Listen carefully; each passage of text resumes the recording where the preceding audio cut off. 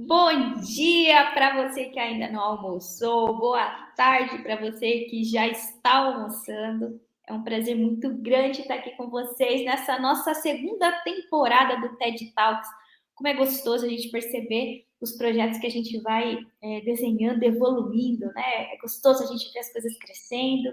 E essa segunda temporada está muito legal.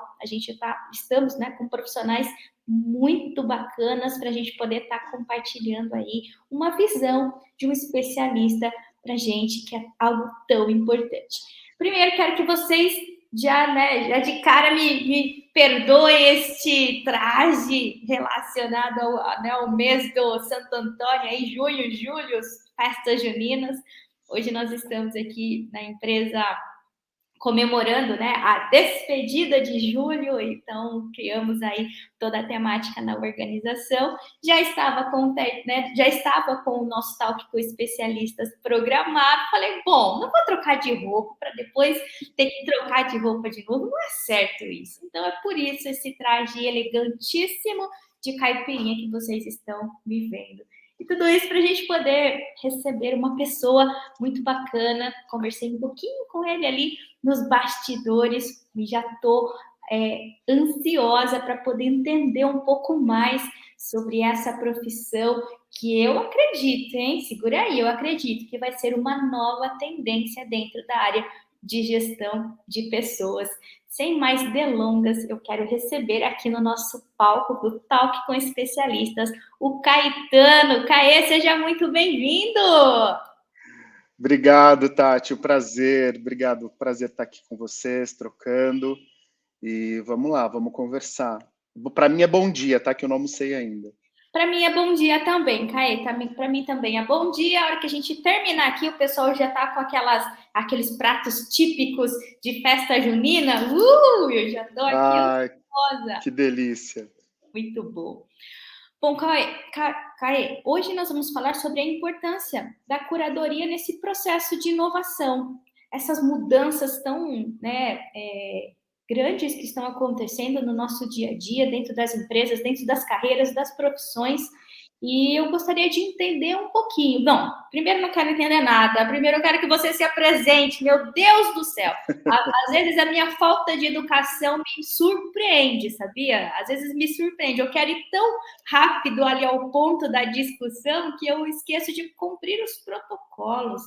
Me conte um pouquinho a respeito de você, Caê. Quem é você na fila do pão? A gente fala aqui, né? Quem é Caê na fila do pão? Olha, na fila do pão eu sou uma pessoa faminta, né? Eu tô brincando. Bom, eu sou Caetano, eu sou do interior de São Paulo, moro em São Paulo tem 10 anos. Eu comecei a minha carreira, eu fiz a faculdade de administração lá em Ribeirão Preto. Depois comecei a minha carreira na área financeira e trabalhei, fiz MBA, pós, e me especializei nessa área de controladoria e finanças e trabalhei por mais de 20 anos nessa área. Nos últimos anos, eu percebi que essa carreira formal, ela não me realizava enquanto ser humano, assim, tinham outras aspirações e outros assuntos, outras pautas que me interessavam, outros tipos de relações que eu gostava de construir, e isso apresentava algumas insatisfações na minha vida profissional, até que eu descobri que eu não poderia depositar todas as minhas expectativas de realização enquanto ser humano da minha carreira na área financeira. E aí eu comecei a explorar trabalhos voluntários e me envolver em outros projetos, estudar outras coisas que não tinha nada a ver com a área financeira. E foi assim que eu comecei a descobrir outros universos, explorar outras experiências, e que aí as coisas se inverteram tanto que isso acabou se tornando o meu trabalho. Eu consegui, num processo longo, começar a unir os meus interesses e valores pessoais com o meu trabalho. E aí o meu trabalho que eu faço hoje, que é um trabalho de curadoria e de preparação de palestrantes, ele surgiu, sempre fiz isso, sempre me envolvi com eventos na universidade, coordenava os congressos, definia pautas, mas nunca profissionalmente, sempre como um interesse paralelo, né? E aí, em 2016, eu estava morando aqui em São Paulo, eu descobri que existia uma comunidade do TEDx aqui no Brasil, comecei a me voluntariar, me engajei bastante, né, nesse trabalho, e começaram a surgir sempre convites e oportunidades para que eu pudesse desenvolver o trabalho dentro da comunidade e fora da comunidade. E aí eu comecei a pensar, poxa, isso pode se tornar o meu trabalho, por que não? Porque eu gosto de fazer isso, e é muito engraçado que a gente tem um conceito de que para ser trabalho precisa sofrer, precisa ser difícil, precisa, né? Eu comecei a ver que eu tinha um pouco desse conceito e falei, não, eu posso surfar numa onda prazerosa e discutir coisas, né? E foi assim que surgiu esse trabalho de curadoria, então eu estou hoje como curador e organizador do TEDx, mais especificamente da comunidade de Guarulhos. Eu estou desde 2019 fazendo isso. Antes eu coordenava uma área do TEDx São Paulo, que é um dos maiores TEDx do mundo. E é isso. Sou apaixonado por me conectar com pessoas, histórias, ideias, e sou um idealista, né? Sou pisciano, para quem acredita em astrologia. Estou sempre idealizando, sonhando e pensando coisas. Que máximo, Caetano. Então, você veio de uma carreira tradicional, mercado tradicional financeiro, trabalhou 20 anos nesse mercado. Então, não foi tipo assim, acordou no outro dia e falou assim, não gosto mais. Então, atuou dentro de 20 anos nesse cenário e aí entendeu que, poxa, falta alguma coisa, está faltando algo para poder me dar a sensação de plenitude. Foi mais ou menos isso? Foi exatamente isso. Eu comecei a me deparar com questões sociais, culturais, e que eu gostaria de contribuir com essa discussão, e percebi que o meu trabalho ele era muito técnico e muito, né, segmentado. E eu não tinha oportunidade de trazer. Eu estou falando de 10 anos atrás, né? Hoje essas pautas elas estão entrando cada vez mais para dentro das empresas, questões de inclusão, de diversidade, de distribuição de renda, de equidade de gênero. Essas pautas elas estão ocupando espaço, embora eu acho que falta muito para a gente avançar ainda, mas elas já fazem parte da agenda de grandes empresas e de grande parte das empresas. Nessa época não era tanto assim. Eu trabalhei praticamente sempre em ambientes muito dominado por homens, majoritariamente homens, pouquíssimo espaço, pouca equidade de gênero, pouca diversidade, pouco ambiente para se discutir isso. E aí eu percebi que às vezes me incomodavam algumas falas, algumas coisas, e às vezes eu até pautava ou me expunha, mas eu sabia que ali não era um lugar que eu ia conseguir tratar desses assuntos com a amplitude que eu gostaria.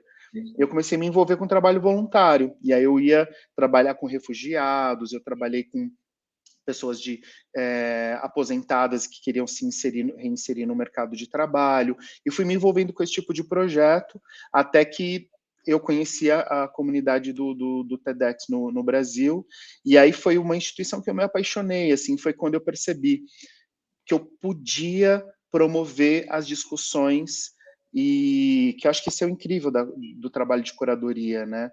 Você ter a oportunidade de colocar uma pauta para ser discutida, ou de fortalecer alguém que tem uma voz, uma ideia, e que você também se interessa por ela, e você, poxa, vamos trazer essa pessoa, vamos repercutir, vamos impulsionar essa discussão, né? E aí eu acho que eu me encontrei, me encontrei. Legal, muito bom. Eu te perguntei isso porque, como nós atuamos aqui na área de gestão de pessoas, hoje existe as pessoas estão buscando esse alinhamento de propósito. A verdade é Uhum. essa, né? Estamos todos mais conscientes sobre entender que o trabalho não precisa ser aquela coisa que você se mata, que é difícil e que a hora que chega domingo à noite você já começa a sentir calafrios. Então, as pessoas, graças a Deus, elas estão abrindo a sua consciência para entender que isso não é necessário. Mas existe algumas pessoas que entendem que esse processo ele precisa ser muito disruptivo e rápido e precisa tipo ser de hoje para amanhã. E a gente orienta sempre as pessoas que façam isso de uma forma gradativa, como você fez. Talvez não de uma forma planejada, mas gradativa. Então, você se voluntariou primeiro, se envolveu com a atividade, se apaixonou pela atividade, percebeu que poderia estar também sobrevivendo profissionalmente dessa atividade e aí fez a migração. Porque, Caê, às vezes existem algumas pessoas que elas largam tudo, tipo assim, não tô feliz. Não tô feliz, então eu vou deixar tudo. Isso aqui não faz mais sentido para mim. Pede demissão, enfim, a gente fala, né? Brinca. Vai vender coco na praia agora, né? Porque pede Sim. demissão, fala assim, eu não sei, isso não me faz feliz e tudo mais, mas não se estrutura para fazer essa Uhum. transição de carreira e às vezes acaba em algumas situações, sei lá, 70, talvez 80% das situações, precisando voltar atrás, Caio. Sabe por quê? Sim. Não planejou a migração, então não estava satisfeito, queria algo novo, não se planejou para algo novo e se lançou ao novo. Não conseguiu se estruturar, porque querendo ou não, Maslow ainda reina, né, no mundo dos Sim, sim. existem as nossas necessidades básicas humanas, e aí às vezes essas pessoas, mesmo tendo a sensação de que elas têm um sonho diferente para ser vivido, elas voltam ao estágio inicial, naquela carreira que não dava felicidade e tudo mais, mas trazia sustento, trazia dinheiro e tudo mais. Uhum. O que, Sim. o que você daria de dica para quem está insatisfeito e gostaria de fazer aí uma migração de carreira, você que já passou por isso? Eu acho que tem uma pauta que ela é bem importante, que eu acho que ela está linkada. A carreira ela é uma das etapas, né? Nós somos seres biopsicossociais, então tem muitas dimensões enquanto seres humanos que a gente precisa olhar e entender. Eu gosto muito do olhar do livro Sociedade do Cansaço, não sei se você já leu, super recomendo, que é de um filósofo coreano, que ele fala que a nossa sociedade atual é uma sociedade, o pertencimento, né, a identificação, ela faz parte de uma necessidade básica humana, né?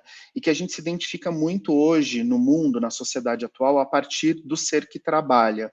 Então, eu sou uma pessoa que produzo, que trabalho. Quando eu não estou com uma relação ou um sentimento de pertencimento a isso, eu fico deslocado na sociedade. Então assim, a gente supervaloriza o trabalho, a carreira, a profissão, mas é importante pensar que ela é uma das dimensões da nossa vida. Existem várias outras, né, composições para dizer o que eu faço, quem eu sou e como eu me reconheço no mundo. Eu acho que uma etapa muito importante é isso, é a gente entender que às vezes a nossa insatisfação, ela não é só com o trabalho, ela é às vezes é com outras esferas e às vezes a decisão mais fácil de ser tomada é largar o trabalho do que encontrar realmente o caminho e respostas para as nossas angústias, né? E angústia é algo que eu ainda não elaborei. Eu não sei se eu estou angustiado, querendo tomar uma decisão, eu preciso dar tempo, porque a angústia é algo que, né, na psicologia, na psicanálise, se explica que a angústia é algo que ainda está em processo de elaboração. Eu não sei o que é, eu não dei nome para aquilo. Por isso que eu ainda não consigo entender o que é aquilo que eu estou sentindo. Então, eu acho que é importante a gente saber que não existe o mundo maravilhoso.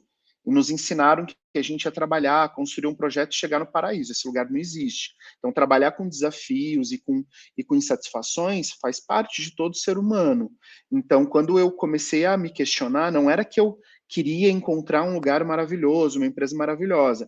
Eu sempre soube que esse lugar não existia, que sempre ia me desafiar e que eu ia encontrar desafios.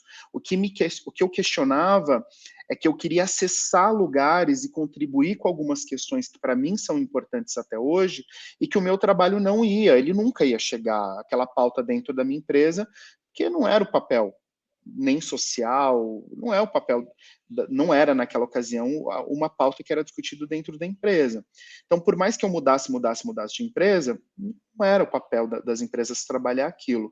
Eu acho que é muito importante se planejar, como você disse.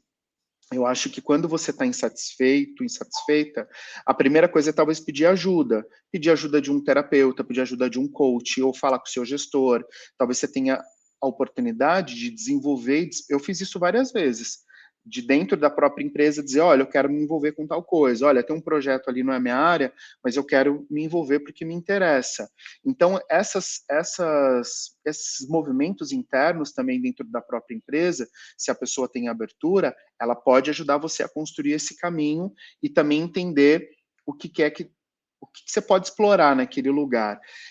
Mas eu acho que tem um parênteses que a gente precisa abrir aqui, eu super concordo, tem que planejar, não dá para. A gente mora no Brasil, uma economia em crise, que oscila, prosperidade curta, tempos em crise, mas tem dois fatores que eu acho que é pauta desse momento e que vale a pena não esperar muito, talvez. Eu acho que são questões relacionadas à saúde mental.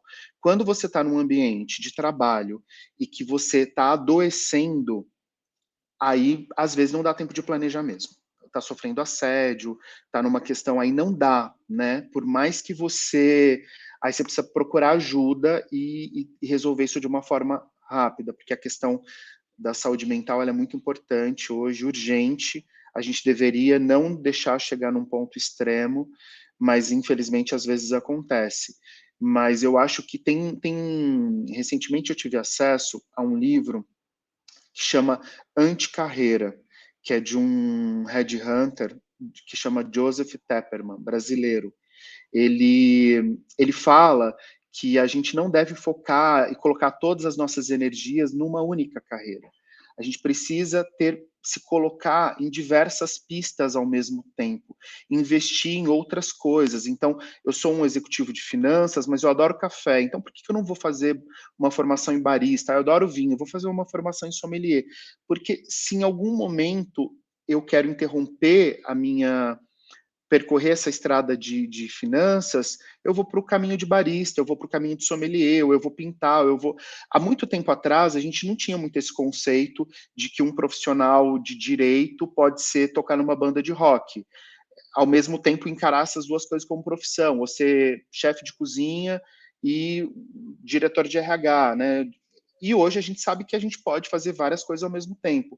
Então, acho que um conselho bem importante é se coloque em várias pistas ao mesmo tempo, tá? Que é o que eu fiz, fui fazer voluntariado, fui fazer outros cursos, fui aprender outras coisas, e acho que esse é um caminho muito importante que pode ajudar a gente com descoberta, sabe? Descobrir outras versões de você e a vida é uma grande experiência, né? Vamos experimentar, experimenta. Perfeito, Caio. Acho que você trouxe dois assuntos extremamente relevantes, realmente para que a gente possa dar um pouco mais de atenção, né? Assunto, primeiro, a questão da segurança psicológica.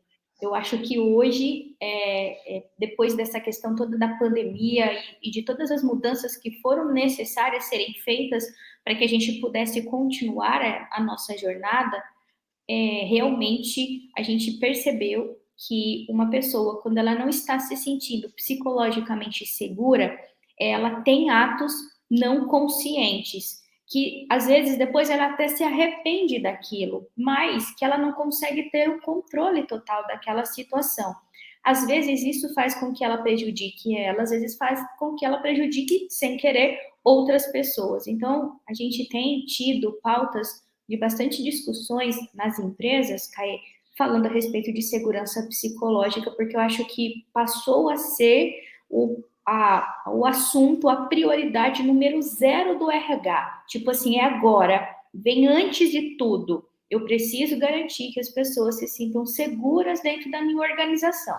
Depois eu posso planejar a carreira delas, depois eu posso incentivá-las com benefícios, depois eu posso cobrá-las sobre resultados, sobre performance, depois eu posso fazer tudo o que a gente já estava acostumado, mas sem a garantia psicológica, a gente percebeu que o ser humano ele não funciona bem, não funciona na sua total capacidade, na sua total integridade, e aí a gente vê realmente pessoas, infelizmente, sofrendo muito por isso, por às vezes não ter esse tipo de suporte da empresa. Aí entra o que você disse, busque um especialista. Não espere, né, que a sua vida desmorone totalmente para você entender que, de fato, nós somos seres humanos, falhos, sentimos medo, sentimos angústia, sentimos desejos, sentimos alegria, sentimos tristeza e que está tudo bem. A questão é, sim. tenha consciência sobre isso, busque desenvolver consciência sobre isso para que você possa se tornar um humano melhor. Não é nem um Uhum. profissional melhor, é um humano melhor, né? Um humano mais dotado aí das suas capacidades. Então, busque, né, essa questão da ajuda. E acho que o segundo assunto que você trouxe, muito relevante, é esteja em mais pistas. Teste mais coisas. Então, hoje, realmente, a gente tem a oportunidade de estar vivenciando várias carreiras, e não é assim, eu preciso terminar uma para começar outra, como a gente achava antigamente, né? Tá? De Sim, tanto a tanto eu vou trabalhar nisso, porque isso me dá isso, depois eu vou trabalhar nisso, me dá isso. E aí, quando você estava chegando no final da vida ali, né, com seus 60, às vezes 70 anos, falou assim, agora eu vou fazer o que eu gosto. Né? Falou é. assim, poxa, mas um pouquinho de fazer o que gosta não é tão legal quanto você pudesse viver a vida toda fazendo aquilo que você gosta, né? Então, são, acho que, dois assuntos extremamente relevantes que você trouxe para a pauta aqui. Eu acho que eu ouvi outro dia um termo que eu nunca tinha elaborado, que é: nós estamos vivendo uma era de novos contratos psicológicos, que é a gente não aceita mais, acho que a pandemia realmente trouxe à tona, que foi o que você disse, como a gente quer viver a experiência relacionada ao trabalho. E então já vem há algum tempo os jovens, as pessoas que estavam adentrando o mercado de trabalho, escolhendo empresas menores, startups, ao invés de grandes corporações, porque eles já viam seus pais, avós, vivendo experiências de trabalho, de relações de trabalho que eles não queriam.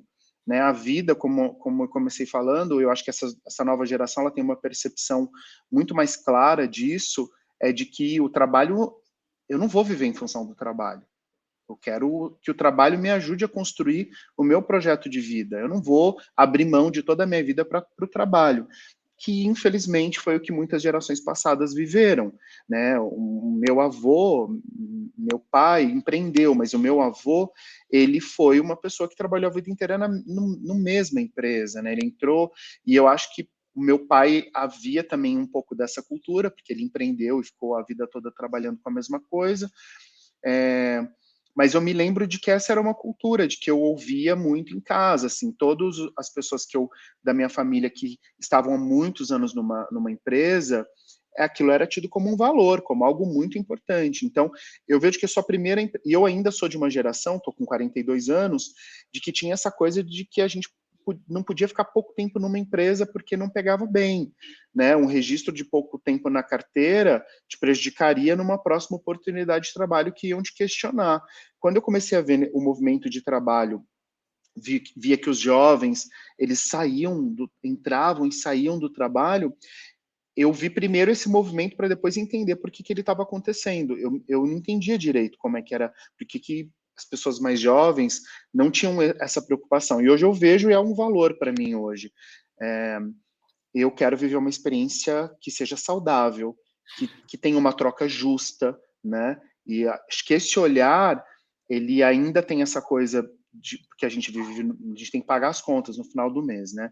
Então as empresas, mas eu acho muito ruim assim o colaborador voltar para o trabalho, para a empresa, não porque ele quer, mas porque ele precisa, né?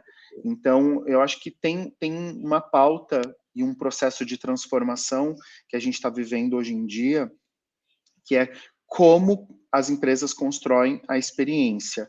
E eu nem acho que é uma experiência que eu sou um pouco crítico a ela, que é se preocupar com a cor da parede, se tem videogame ou se tem escorregador no escritório. Eu nem acho que essa é a verdadeira experiência. Talvez isso seja super interessante, mas eu acho que é aquele olhar do quanto existe um ambiente seguro, sabe? Psicologicamente seguro para se trazer questões, para se discutir coisas, porque o colaborador tem uma vida, né, fora da empresa, ele traz tudo aquilo porque ele está fazendo. E agora com a flexibilização do trabalho, mais ainda, né, porque o controle, que é o que oferecia uma certa segurança para as empresas, ele passa a ser cada vez mais difícil de acontecer, né? Então vai ter que ser cada vez mais relações com interesses em comum, né? Propósitos em comum. Então, eu e a empresa estamos engajados com o mesmo propósito. Por isso que ela não precisa se preocupar que eu vou entregar, porque eu vou entregar. Eu estou comprometido com isso, né? Isso mesmo. Como eu faço parte, né, da banda das empresas, né, da banda dos empresários, eu tenho trazido para a minha vida esse mesmo conceito de que não adianta eu ter uma empresa se eu não estou feliz naquele lugar. Então, eu já não falo mais apenas, né, o colaborador feliz. Eu acho que precisamos estar felizes com as nossas profissões, independente hierarquicamente de onde a gente está. Porque eu convivo, Caio, com muitos empresários de alto, né, donos de empresas, CEOs, fundadores, às vezes sucessores, e vivendo uma vida que ele não deseja, mas ele tem um Sim, negócio, ele tem um status, ele tem uma, né, ele tem segurança, ele tem N benefícios, que ele falou assim, Tati, como que eu troco tudo isso daqui por algo que talvez não me dê o mesmo status ou a mesma segurança? Então, a pergunta que eu sempre venho fazendo para eles é assim, que tipo de história você quer contar daqui a alguns anos?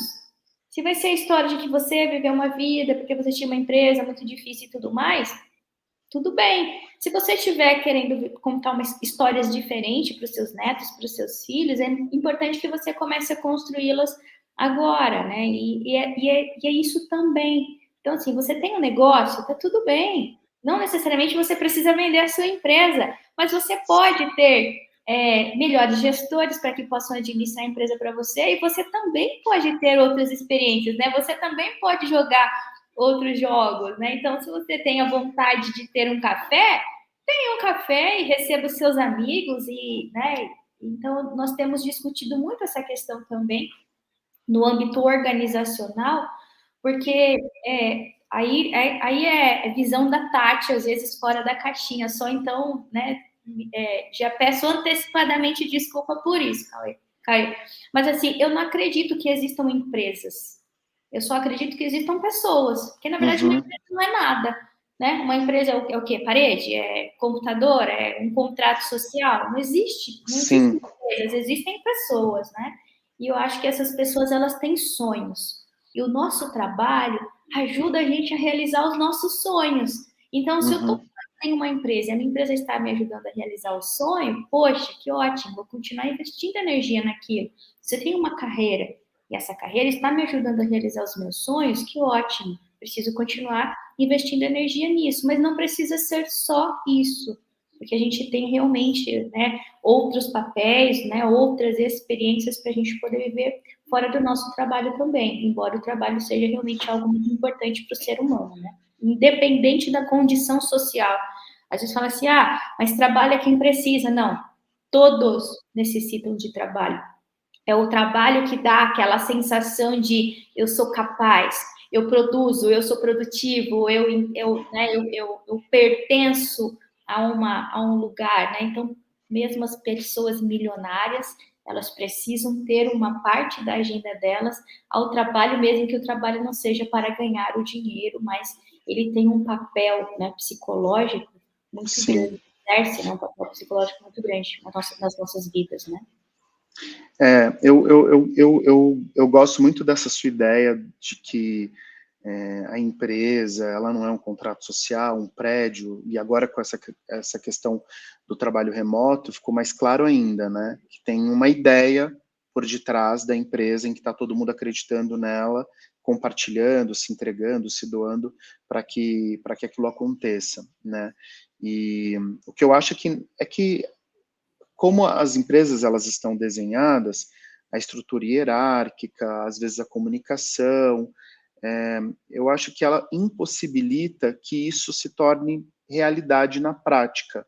O que eu vejo muitas vezes, eu trabalhei há mais de 20 anos, né? Trabalhei desde multinacionais até startups, assim, e aí nos últimos 10, 12 anos, sempre numa posição muito próxima aos empreendedores, ao sócio, a conselho e tudo mais.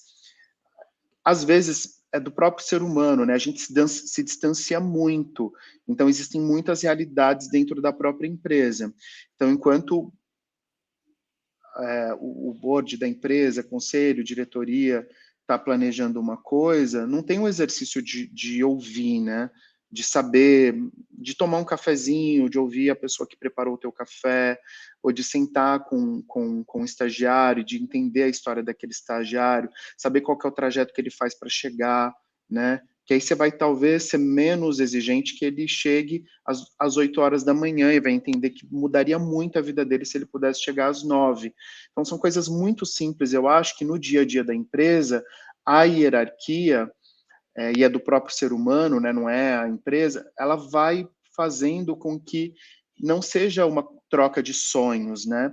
E tem um exercício também que eu vi muito, que é, quando você cria uma ideia, eu já vivi isso, a gente vive mesmo, a empresa só cresce quando o empreendedor, a pessoa que teve a ideia, decide que a ideia é igual ter um filho. Ela não tem filho, mas deve ser, né? Deduzo. Vejo pelo movimento da minha mãe, que ela tá lá no interior, eu tô aqui, e ela, enfim, você solta o filho para o mundo, né? Então, quando você deixa as pessoas sonharem junto com você, deve ser um exercício de desapego difícil, né? Você pensou, você idealizou, você sonhou. Eu vivo isso nas organizações dos eventos, né? Eu tenho uma ideia, penso, puxa, quero fazer um evento assim. Aí eu abro para o grupo, para a equipe, gente, vamos fazer um evento. E aí começa a desconfigurar a minha ideia inicial. Mas eu entendo que é isso mesmo, esse é um movimento. Então, eu acho que a empresa, o empreendedor, né, ele precisa fazer esse exercício de desapegar um pouco, porque talvez empreender e, por consequência, ter uma vida que não é aquele que quer ter, é porque talvez ele está muito preso no controle de querer fazer as coisas exatamente quando ele quer. Quando ele solta e decide, como você disse, contrata uma equipe, forma uma equipe, distribui um pouco mais as tarefas, fica muito melhor, né? Um exercício, não é fácil fazer, mas é um exercício que eu acho que precisa ser feito. Eu tenho estudado, Tati, uma coisa, eu estudo a filosofia budista, né? Minha família é católica, tudo, mas a gente vai desgarrando um pouquinho, né, quando a gente vai crescendo. E aí eu me conecto muito com a questão do budismo, com essa coisa da nossa responsabilidade com o nosso processo de evolução. Acho que é um processo de busca, assim, né? Então, a gente tem vários fatores acontecendo, mas acho que tem muita responsabilidade nossa, individual, assim, enquanto indivíduo. Mas o coletivo, ele contribui. Então, eu tenho estudado, por provocação de alguns grupos que eu participo, sobre comunidades, que eu acho que fala muito desse conceito que você trouxe. Se você entender que a empresa é uma comunidade, que está todo mundo ali trabalhando, eu vou indicar outro livro. Tem alguém comentando ali que eu estou indicando vários livros. E aí um livro da Bell Hooks, que fala sobre comunidade, que é uma escritora maravilhosa, que fala sobre o protagonismo feminino, sobre feminismo, que eu adoro, é uma pauta que eu super me identifico. E ela fala sobre comunidade. E é muito legal esse livro. É um tema que eu acho que as empresas deveriam começar a se olhar como uma comunidade, sabe? Ok, tem lideranças, tem papéis fundamentais, mas como que tá todo mundo aqui, né? Tá todo mundo bem? Tá todo mundo, né, concordando? Vamos ouvir todo mundo? Tem espaço para todo mundo dizer o que pensa? A gente volta para a segurança psicológica. Então, acho que se a gente começa a olhar um pouco com esse olhar que você trouxe, que eu achei muito legal, e talvez você possa até trazer algumas ideias e coisas que você experimenta sobre essa. Provavelmente você tem alguma coisa por detrás. Fiquei curioso aqui quando você fala de que as empresas é uma troca de sonhos, né? Vamos sonhar juntos, sonha comigo. Conta aí, qual que você tem Muito olhado bom, isso, Tati? muito legal. Na verdade, Caetano, eu acredito, eu não acredito que uma pessoa, um profissional, trabalhe para realizar os objetivos corporativos. Foi quando eu comecei a passar a desacreditar que uma empresa tem vida. Então, eu acho que uma empresa tem um propósito, uma entrega, algo que a sociedade precisa e que ela tem que fazer. E que algumas pessoas vão olhar para aquilo e vai falar assim: poxa, eu gostaria de fazer parte dessa entrega.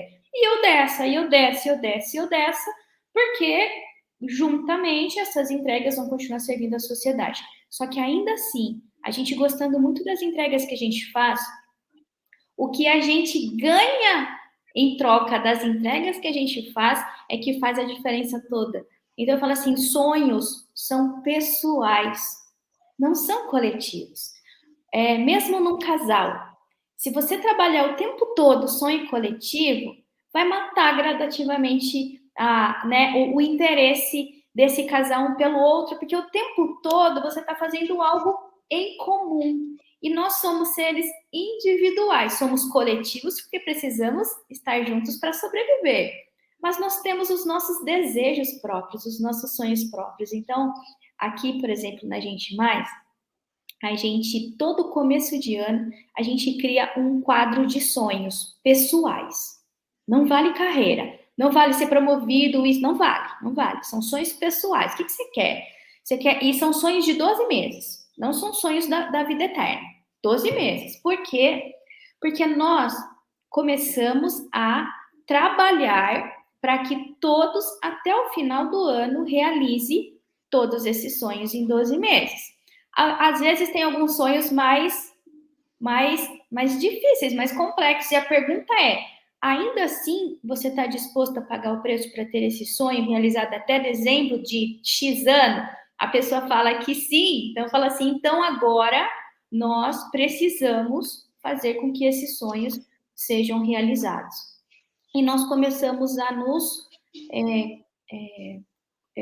comprometer com o sonho do outro. E quando o sonho é realizado, a gente faz uma festa aqui, porque a gente fala assim: olha, a empresa está dando certo. Por que está dando certo? Porque a gente bateu a meta do faturamento? Não, porque a Cauê conseguiu realizar o sonho X dele. Olha lá, a gente está conseguindo fazer um bom trabalho.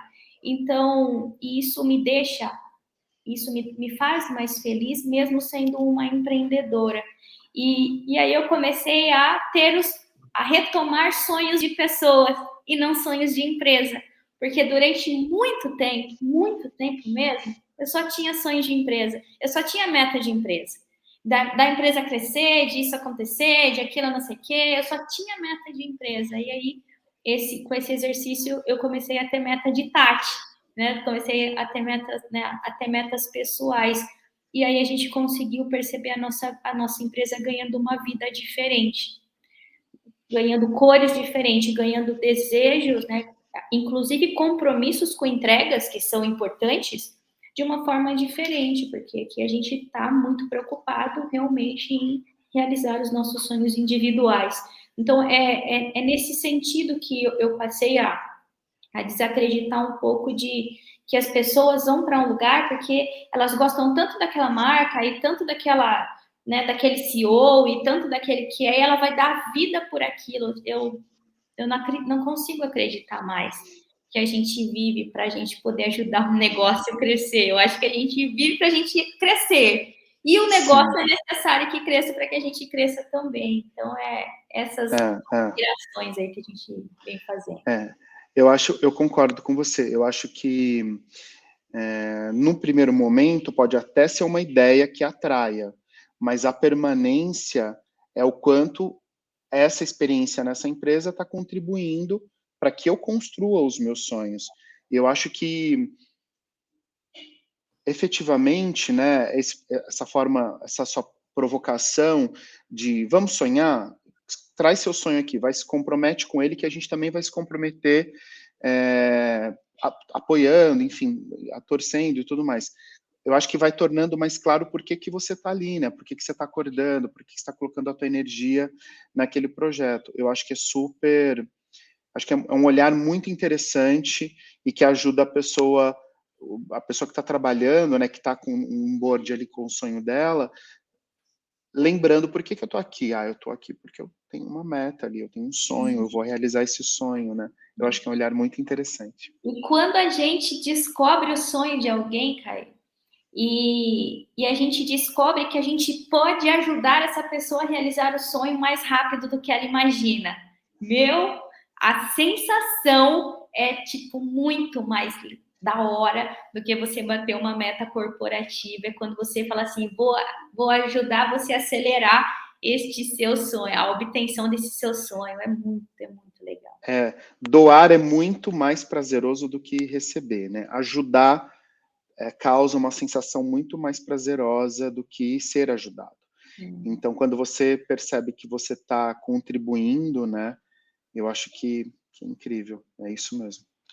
E aí nós passamos 40 minutos discutindo sobre existencialismo e a gente não falou de curadoria, Caio, que é Pois é, tem maravilhoso. perguntas aqui de dicas de livros e tudo mais. Exato, a Lê está trazendo aqui. Então, se você puder trazer aí, né, uma dica de livros e tudo mais, mas vamos falar sobre curadoria? Primeiro, assim, traz o conceito para a gente, define o que é curadoria, define, né, onde os profissionais atualmente, né, têm uma atuação um pouco mais forte enquanto curadores, aí a gente entra para as referências. Mas vamos entender um pouco o que é curadoria. Tá, vamos lá. Esse termo, ele está muito ligado à arte, originalmente ligado à arte. Tanto que alguns curadores de artes, eles são críticos à aplicação do termo e da profissão de curador fora da curadoria de arte. Então, originalmente era uma pessoa que olhava tudo que estava acontecendo no universo de artes e falava, eu quero compor, provocar uma discussão, provocar um pensamento, uma análise sobre determinado assunto e criava lá uma exposição, um espetáculo, alguma coisa, era a curadoria. A curadoria está relacionada a um processo de seleção. Com o boom das informações, o surgimento de internet, muitas publicações de livros, né, que há muitos anos atrás era muito restrito, né, hoje todo mundo tem uma biblioteca pessoal em casa. Antigamente as pessoas iam até a biblioteca, emprestavam livros, porque os números de publicações eram muito menores, era mais caro, portanto. Então, a curadoria de conteúdo e a curadoria de ideias, que é como a gente fala dentro da comunidade do TED, TEDx, ela está muito relacionada a provocar conversas, a provocar análise. Eu brinco sempre com os meus amigos, assim, eu começo o meu trabalho de curadoria pela timeline das minhas redes sociais. Então, se o conteúdo das pessoas que eu sigo não tem nada a ver com aquilo que eu quero ver, eu começo a fazer curadoria aí. Então, com um boom de informações, com excesso de informações e de acesso a questões de conhecimento, a curadoria ela surge como uma proposta de ajudar na seleção. Então, a minha primeira experiência de curadoria é dentro da comunidade do TEDx. Então, você vai propor um tema. Então, vamos falar sobre segurança psicológica, ou vamos falar sobre, sei lá, sobre qualquer questão. Então, você começa a olhar para lugares muito diferentes, onde esse assunto está sendo discutido, para que você saia um pouco da sua bolha. Então, acho que a proposta da curadoria também é apresentar para as pessoas universos que ela não acessaria se não fosse por influência de um curador. Então, a nossa vida, ela é muito dentro de uma bolha. Então, eu vou frequentar os lugares próximos da minha casa, eu acabo assistindo, né, programas de TV. Então, eu sempre estou fazendo um exercício de ver coisas, às vezes, que eu não gosto, de ver estilos de filme, de séries que eu não gosto, de ler livros que eu não escolheria.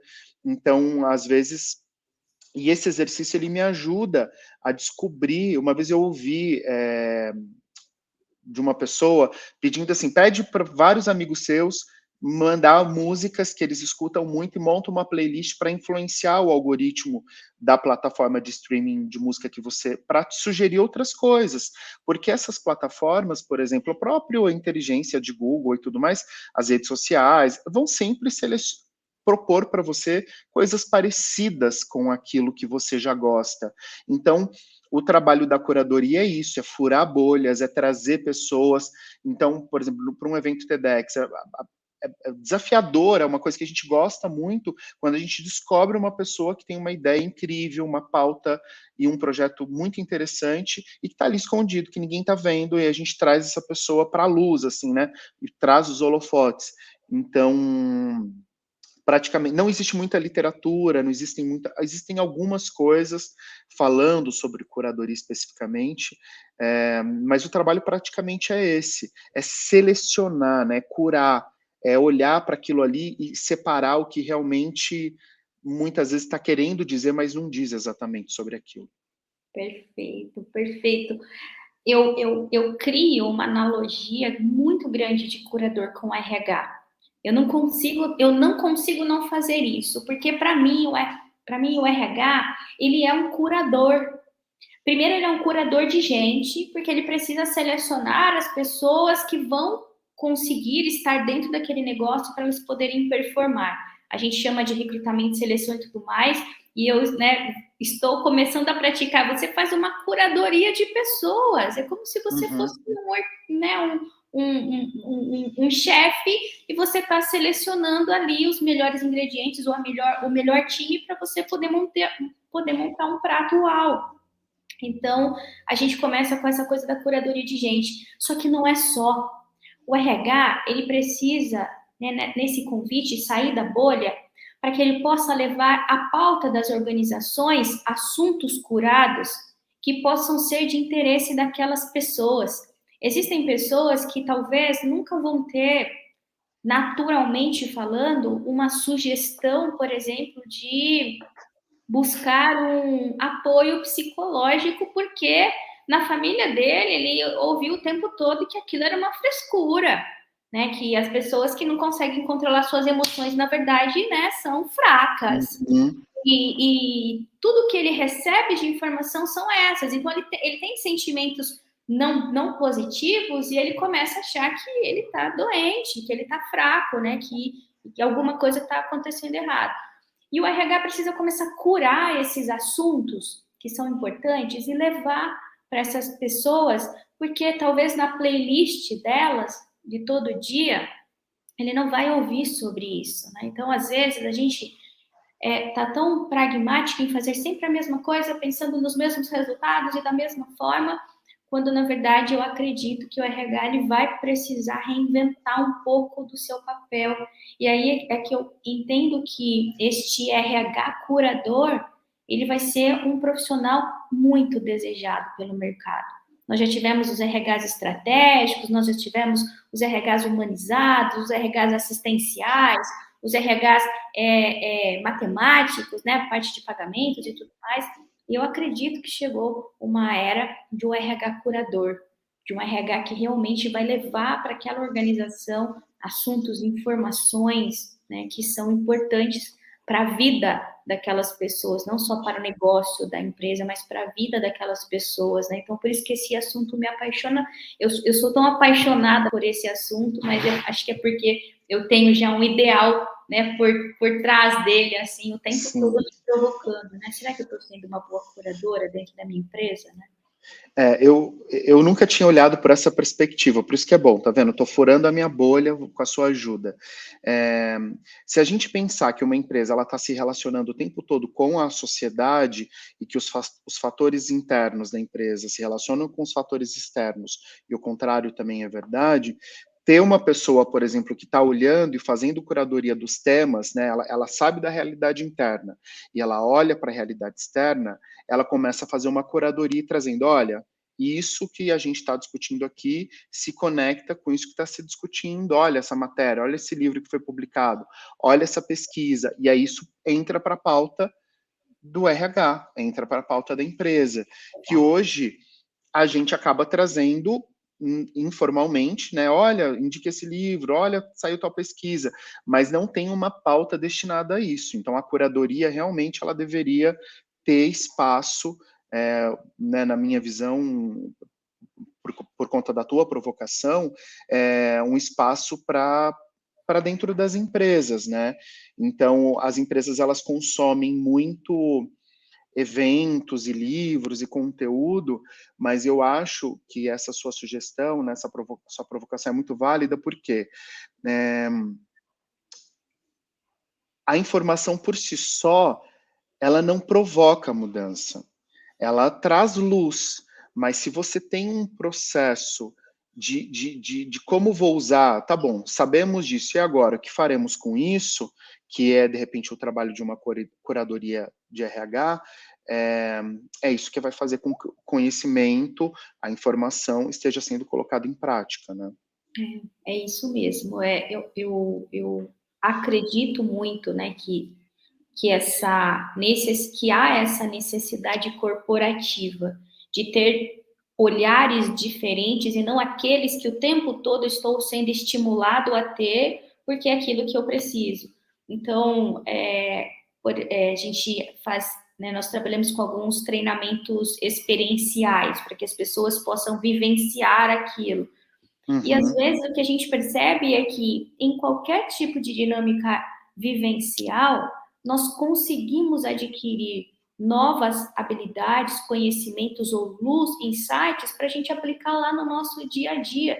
Então não existe nada que possa ser falado assim, nossa, isso foi um tempo perdido. Nossa, isso foi tempo jogado fora. Não tem. Se eu estiver conectado que o fazer algo diferente pode me ajudar a resolver um problema que eu não tinha uhum, solução para ele até aquele momento, porque eu não tinha aberto ainda o mundo de possibilidades. Então, para mim, curadoria, ela tem essa função de abrir esse universo de possibilidades, porque a gente fica o tempo todo, né, acostumados a olhar sempre para o mesmo lugar, né?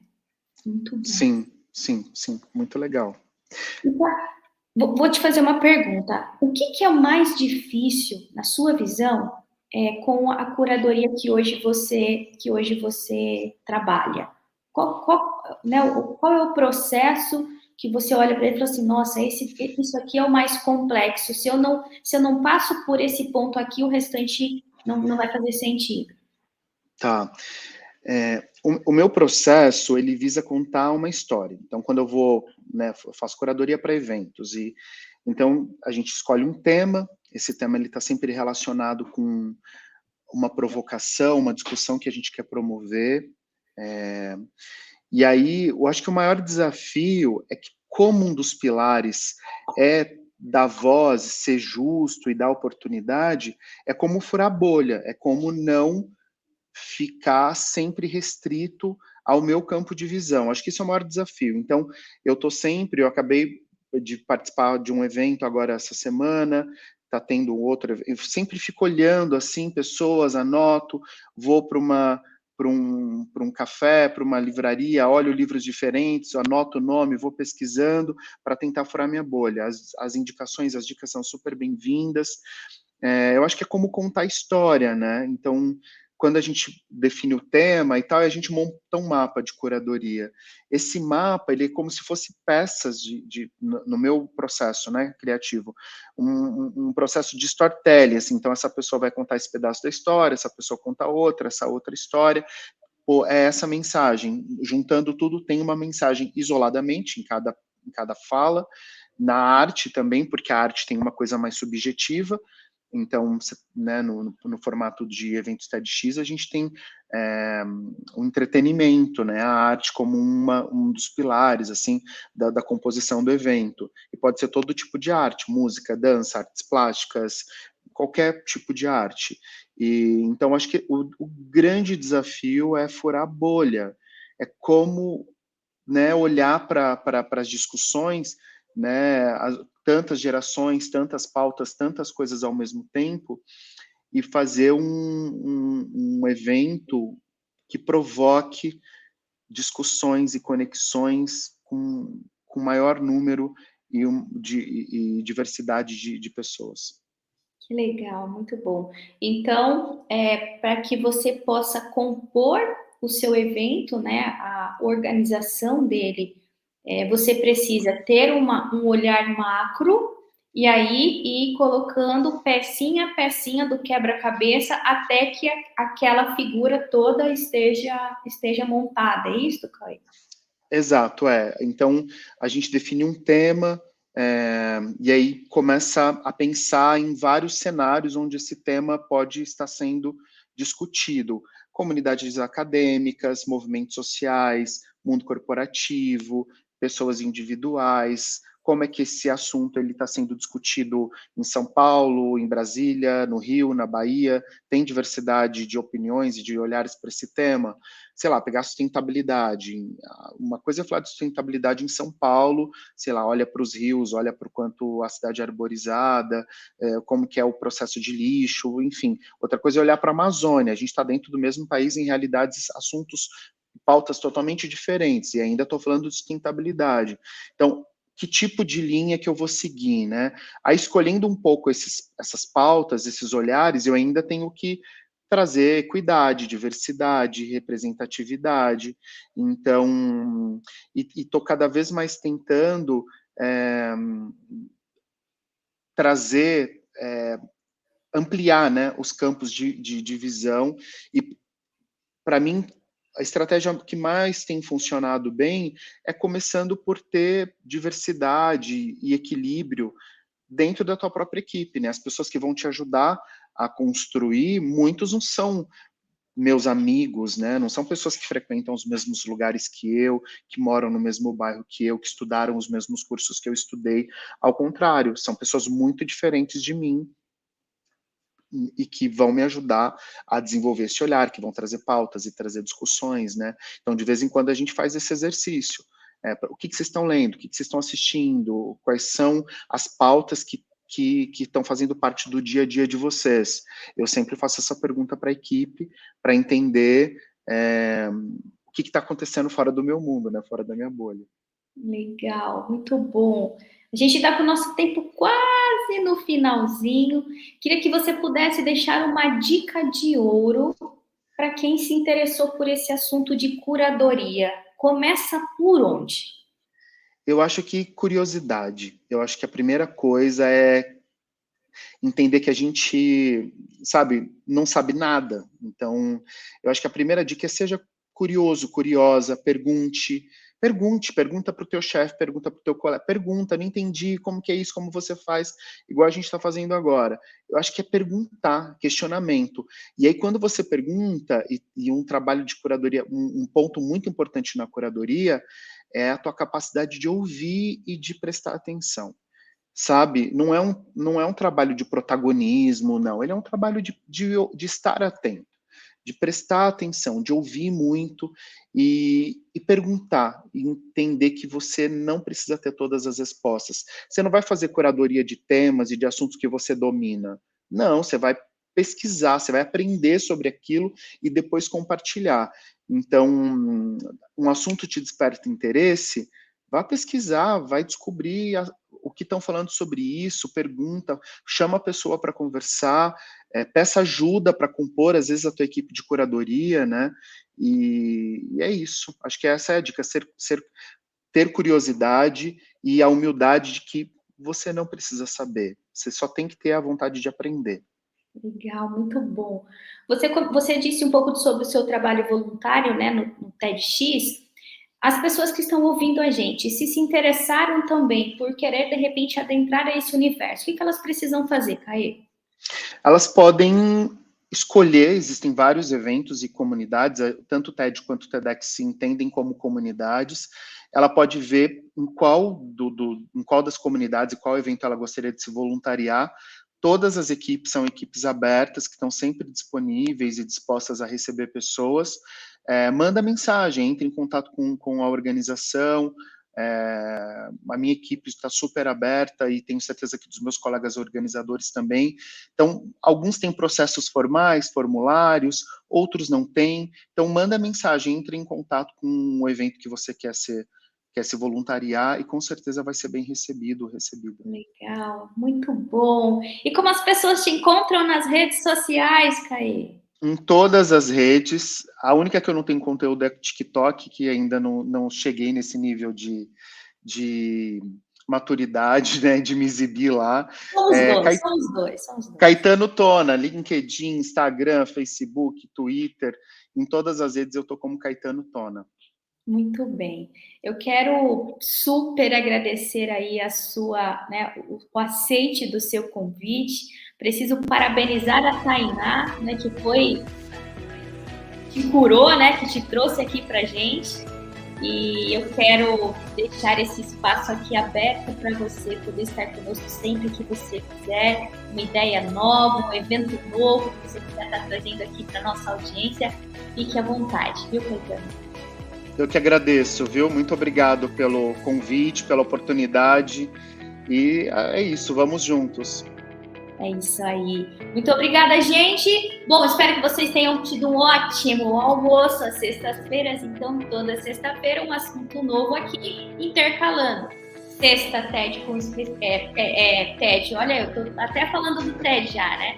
Talk com especialistas, depois Meeting RH, Talk com especialistas, e a gente vai fazendo e trazendo pessoas bacanas como o Caetano aqui, para poder apresentar um pouco do trabalho para você, te inspirar a fazer algo diferente, a sair da sua caixinha, a sair da sua zona de conforto. Nos vemos na próxima sexta, ao meio-dia. Tchau, tchau.